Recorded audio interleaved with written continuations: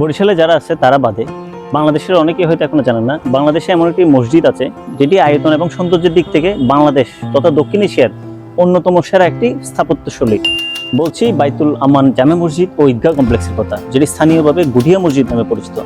এটি বরিশাল থেকে প্রায় 20 কিলোমিটার দূরে উজিরপুরের গুটিয়া জেলায় অবস্থিত। গুটিয়া ইউনিয়নে 2003 সালের 16 ডিসেম্বর এটি প্রতিষ্ঠিত হয়। প্রায় 14 একর জায়গার উপর তৈরি এই মসজিদটি অপূর্ব স্থাপত্যশৈলী, বিশাল ঈদগাহ, মাদ্রাসা, এতিমখানা এবং সুউচ্চ মিনার নিয়ে দক্ষিণ বাংলার একটি অন্যতম বড় মসজিদ হিসেবে পরিচিত। এই মসজিদের ভেতরে একসঙ্গে প্রায় 1500 মানুষ নামাজ আদায় করতে পারে এবং বাইরের অংশে আরো 5000 মানুষ নামাজ আদায় করতে পারে। এছাড়া নারীদের নামাজ আদায়ের জন্য রয়েছে আলাদা ব্যবস্থা। এই মসজিদে ইউরোপ, এশিয়া এবং মধ্যপ্রাচ্যের বিখ্যাত মসজিদগুলোর স্থাপত্যের সংমিশ্রণ দেখা যায়। এটি 20 গম্বুজ বিশিষ্ট এবং এর মিনারের উচ্চতা প্রায় 193 ফুট।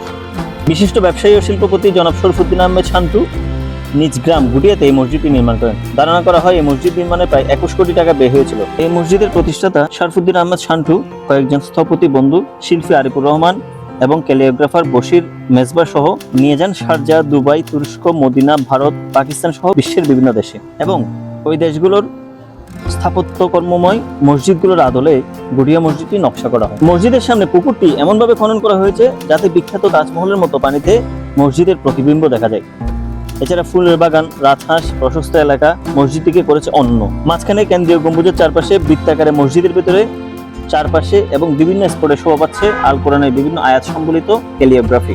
এসব ক্যালিওগ্রাফি এবং আলপনা করা হয়েছে বর্ণিল কাজ, মূল্যবান মার্বেল পাথর, গ্রানাইট এবং সিরামিক দিয়ে। এছাড়া মেঝেতে বসানো হয়েছে ভারত থেকে আনা সাদা মার্বেল পাথরের টাইলস। বিভিন্ন রঙের আলোর ঝলকানিতে মসজিদটি রাতে অনেক বেশি নয়নাভিরাম মনে হয়, যেন মনে হয় স্বপ্নের মতো বা আমি কোনো আরব দেশে আছি। আসেন স্থানীয় মানুষ থেকে শুনি এই মসজিদে নামাজ পড়ার অনুভূতি।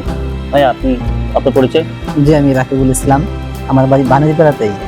আপনার এখানে নিয়মিত নামাজ পড়তে আসেন? হ্যাঁ, মাঝে সাঝে নামাজ পড়তে আসি। এখানে নামাজ পড়তে আসলে কেমন লাগে ভাইয়া? নামাজ পড়তে আসলে সত্যি খুব মনটা ভরে ওঠে। বিশেষ করে সবে কদরের রাতে সারা রাত এখানে নামাজ পড়েছি আমি।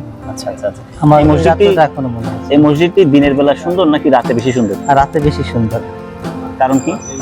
রাতে যে এই বাতিগুলো, ঠিক আছে, মানে এবং মসজিদটাকে একটা আকর্ষণীয় করে তোলে।